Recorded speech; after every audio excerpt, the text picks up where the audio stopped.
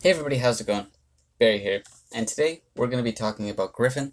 For those that don't know, Griffin is a special Nat 5, as in they are only obtainable through one way, and that is the 5-star Rebirth Festival that comes around every few months. So far, Griffin has only been in the Rebirth Festival one time, and before that we had Draka, who was in it a couple times beforehand. Both of them require a lot to get, by the way, so they're an investment.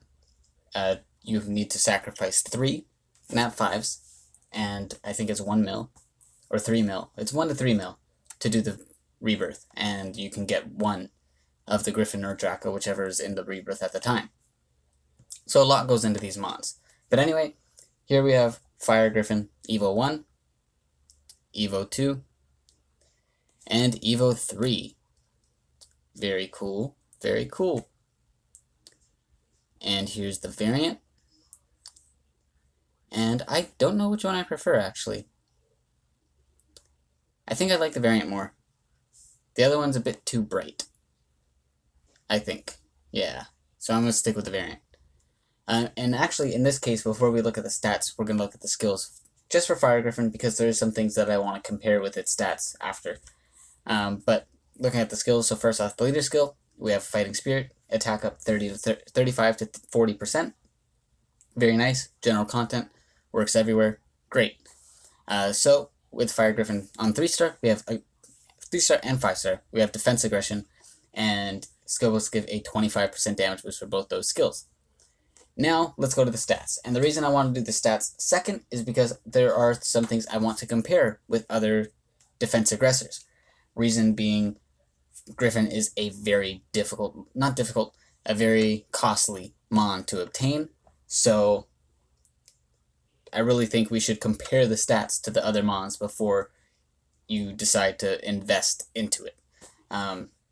Just in terms of its HP stat, when compared to other defense aggressors, excluding, Water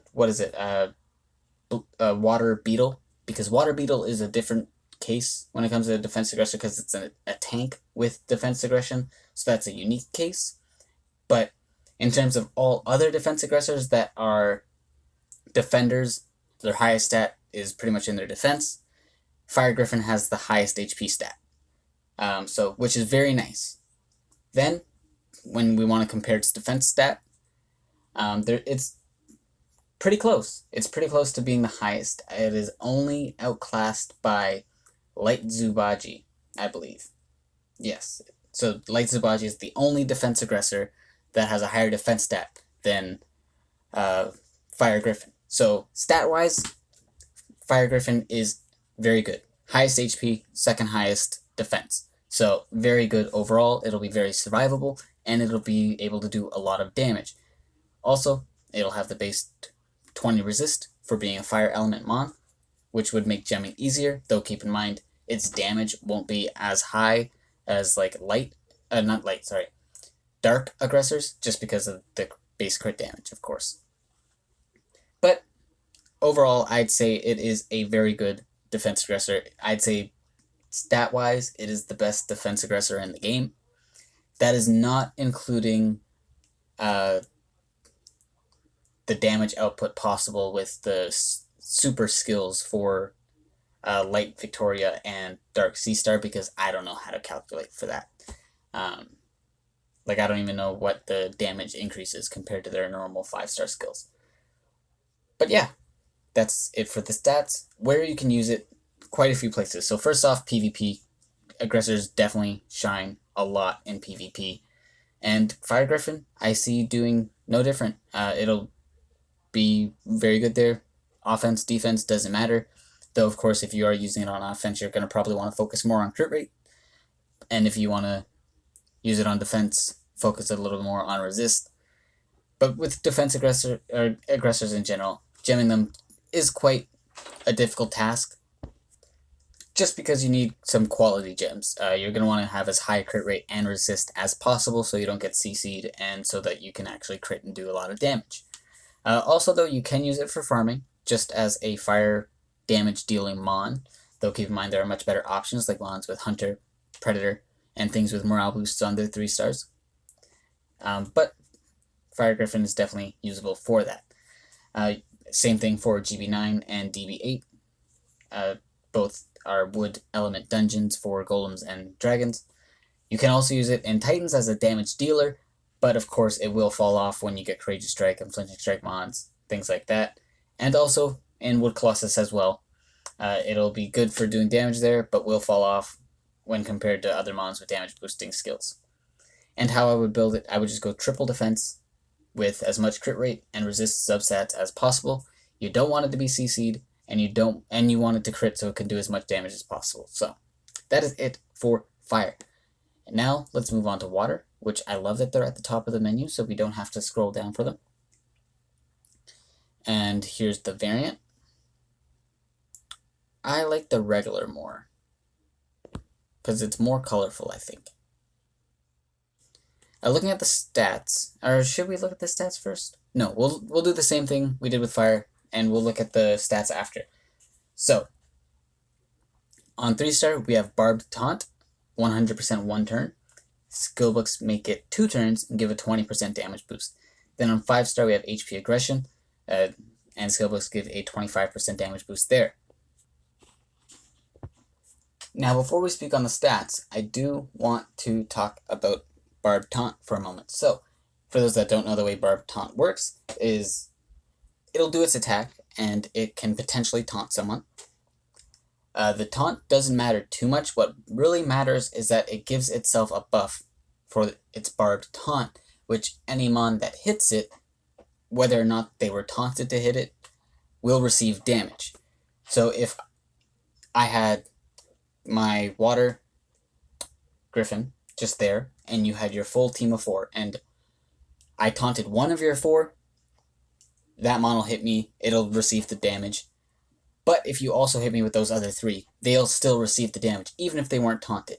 So, just to clarify that for anybody that didn't know. And in terms of how much damage is returned, it is pretty much 1/3 of the total damage dealt. So if you hit the Griffin and you do 900, you'll receive 300 damage. So that's pretty much it. Overall, I think it's okay. I don't think it's great. Personally, I think Fearless Taunt is better, but that's just me. Then let's look at the stats. So to compare to other Nat 5s and other relevant HP aggressors in the game, Water Griffin actually has the second lowest attack stat, HP stat, in terms of relevant HP aggressors.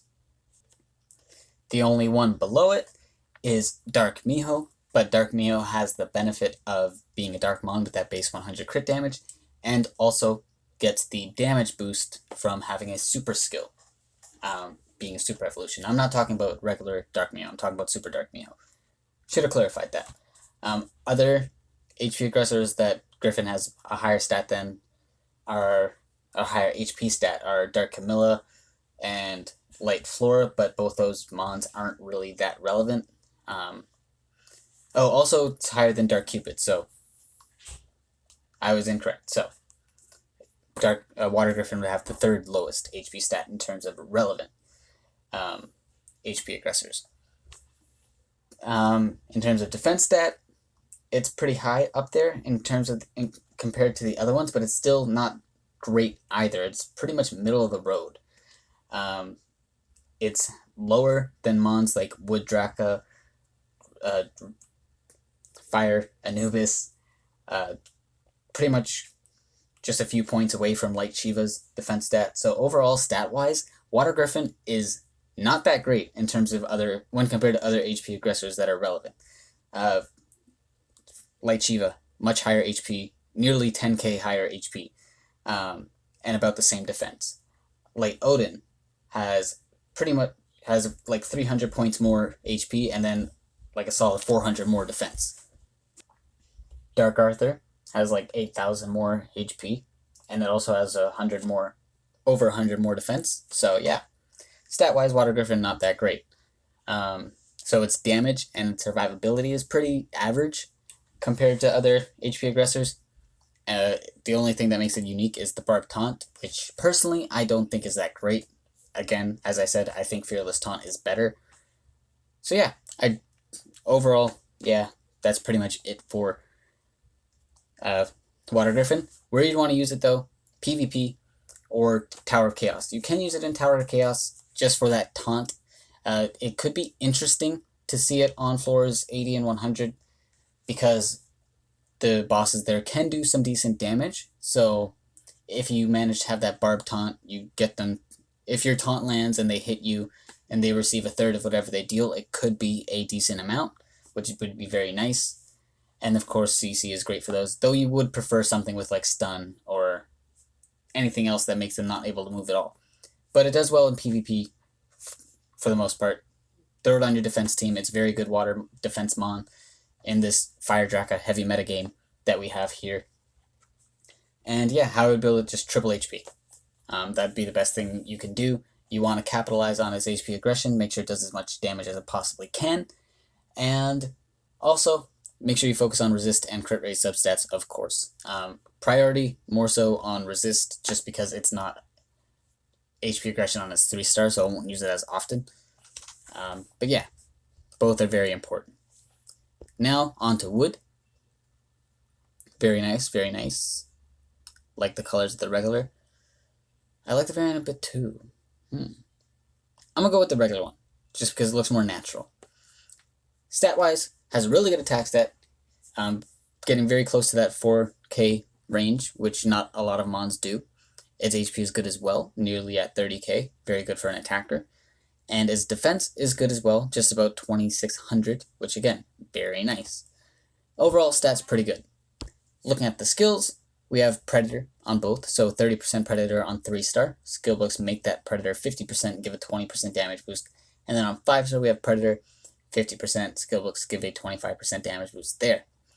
Where do you want to use it? So 1, PvP offense, it does good as a wood attacker. Very good for this water-heavy defense team metagame that we have. Very nice. You can also use it for farming. Any content that has water mons, very good. Including GB7, another good example. You can also use it in Titans as a wood damage dealer, but of course will fall off when you get Courageous Strike and Unflinching Strike mons. That's pretty much it for wood. Not much else to say about that. We're not going to compare stats for all of them. I just wanted to compare it for the aggressors. And how I would build it offensively. It is not crit required, so you don't need a square. But if you do have a square, feel free to go something like crit rate attack, crit rate attack, crit damage. If you don't have a square, triple attack, something like that would be nice as well. Now, let's move on to... Actually, I kind of want to do light last. Yeah, I'll do light last. So here we have Dark Griffin. And here's the regular. Some black feathers and all that. Some purples. Looks very nice. And here's the variant. Some more black feathers, but it's more of a violet color now. I kind of like the regular more because I do like those purples more than I like the violets on the variant. Stat-wise, it's an attacker. Its attack stat is actually pretty mediocre in terms of Nat 5 attackers and in terms of other Griffin, as we just saw with Wood, who has about 400 more attack. HP is okay as well, and defense as well. The defense and HP are okay, but the attack is pretty low, which I understand why they did it, because it is a Dark Mon, it has that base 100 crit damage, but still. We just had an Imperato come out and look at that attack stat, 4004. So, yeah, not much of an excuse there, especially considering it costs a lot more to get Griffin than it does to get Imperato. Though, of course, with Imperato, it would take more time. Looking at the skills, so on 3-star we have Hunter, 40%. Skill books give a 30% damage boost there. And then on 5-star we have Hunter, 50%. Skill books give a 25% damage boost there. And you can actually use Dark Griffin in a lot of places, because Dark Mons with double Hunter, very versatile. Well, not versatile. They do pretty much one thing, but they do it very well that they can use it. They can do it multiple places. So first off, PvP offense, very good as just a standard Dark attacker. Then farming as well, just plowing through waves, very nice. And could be used for GB10, DB7, and DB10. Then also you can use him in Titans as a Dark attacker, though keep in mind, of course, will fall off when you get Courageous Strike and Unflinching Strike mons. Then you can use it in Dark Colossus, Fire Colossus, Wood Colossus, and Light Colossus, all just as a damage dealer though of course with fire colossus, it'll fall off as you get better water attackers. Wood colossus, it'll fall off as you get better fire attackers, and in dark colossus, it'll fall off as you get better light attackers. But in light colossus, it'll generally not fall off. It'll do very well there the entire time. And that's pretty much it for it. How you want to build it completely offensively. Sorry, got interrupted by those dogs barking. I'm pretty sure you guys heard that because my mic seems to pick up everything. How I would build it offensively. It is crit required for its skills, so you need a square slot. I'm pretty sure the one I summoned did not have a square slot. But yeah, crit rate, attack, something like that would be what you want to go with. And that is pretty much it for Dark. Now let's move on to Light, the last of the Griffins, which I was unlucky and was not able to pull. So I'm very sad about that. So here's the regular. It looks very cool. And the variant also, You know what? I actually don't like the variant that much. I don't like the lavender sort of color it's got going on. So, first off, stats. So it's a balanced type. Good attack stat, good HP stat. Its defense is okay. Typically with Nat 5 balanced types, I like to see like 30k HP, 3k attack and defense. But its HP is a little higher than I'd like, or than what I normally ask for Nat 5 balanced types, and its defense is a little lower, so it balances out a bit. So overall, very nice. Looking at the skills, so on 3-star we have morale boost 50%, skill books make it 60%. I don't know the damage boost for it. The person I asked didn't give it to me, but oh well. Then on 5-star we have resist down 2 turns, 100%, and skill books make it 3 turns. So very interesting mon, because of course it is the only mon that has an AoE resist down in the game. So very unique niche there. Where you want to use it. So first PvP, but we'll talk more on PvP after. Second, you can use it for farming. Just as a light damage dealer. Pretty much that's all you'd want to use it for. And then in GB10, it could actually be pretty interesting in GB10 if you do have it with a bunch of sappers, just so that the golem doesn't resist the saps, of course. So that'd be interesting there. Same thing with Tower of Chaos, just the resist down being able to go on the bosses for 80 and 100, and so you can guarantee land your CCs on them. Then, of course, you can also use it on Water Colossus as well. That'd be another interesting one, just so you can guarantee your saps land. And then DB10 would be the last one. Get that resist down on the Light Persephone on the first wave, so you can guarantee some stuns on her, and then guarantee resist down on the boss if you decide to use a method that involves like defense down or whatever on the dragon. So there's that. But PvP is where this thing shines the most. And so let's talk about that. So first off, it can be used either offense or defense. Personally, I think it might shine better in offense, but it still does very well in both, just because AoE resist down is pretty busted. You'll see it a lot on offense and defense teams now for those that have it. Just paired with a bunch of stun mons, shock mons, things like that, so that they can just pretty much get your whole line stunned or shocked and just plow through your team. That's pretty much what it does. It's not meant to do much damage, it's not meant to tank much hits, it's meant to spread its resist down for heavy CC teams. And how you'd build it, you can build it so many ways. So first off, you can put it on your defense team, build it HP defense, defense, just so it can just sit there, survive, and spread the resist down. Or you can use it offensively, build it fully offensively, crit rate attack, triple attack, whatever. Just have it be a light attacker that also spreads its resist down, so that's another thing you can do. Or for both offense, defense, you can go with a bruiser build. It's not crit required or anything like that, so you don't need to worry about that. Just focus on like crit rate subs, resist subs or something. HP defense attack. It'll be able to tank some hits, and it'll be able to do some respectable damage as well. And of course spread its resist down, which is its main point. But yeah, that is it for all the Griffins. I have all but light, but I haven't built them all. I'm working on them. So yeah, here's the dark that didn't get a square. I just ascended this, I just ascended that, but I have gems on it. Triple defense gems. As you can see, I was aiming a lot for resist and crit rate subs. And then I didn't put any gems on this one yet, but I do plan to build all of them at some point. When Griffin comes around again, I will be sacrificing some nat 5s to get some more of them. Hopefully I'll get light. Fingers crossed. But yeah, that is that. How I would prioritize the Griffins. So, when I first made this list, I didn't know how broken light would be, and I put it actually pretty low on the list. But now, after having seen how well it does, it is definitely number 1. So light, definitely best mon of the Griffins. Next, I would put fire, just because it is pretty much the best defense aggressor in the game. Then I would put dark, just because it is an amazing dark attacker. Double Hunter is amazing, and it has good stats overall. Then I would put water, just because we do have a super heavy Fire Draka metagame, and having water mons on your defense team is what you really want to do. And it does that very well. Then last I would put wood, but it's not like dead last. You know, it is a very good mon, and it can do a lot of damage, and it's pretty good in our metagame right now that has a lot of water mons in defense, being wood attacker. But we do have other wood attackers that are more available, like wood Anubis, for example, would be the best bet.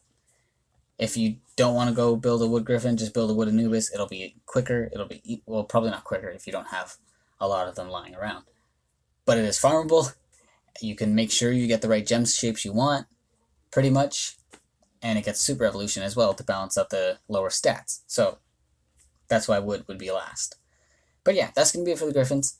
Make sure you guys like, comment, subscribe, all of that. Have yourselves a good day, and I'll see you guys all in the next one.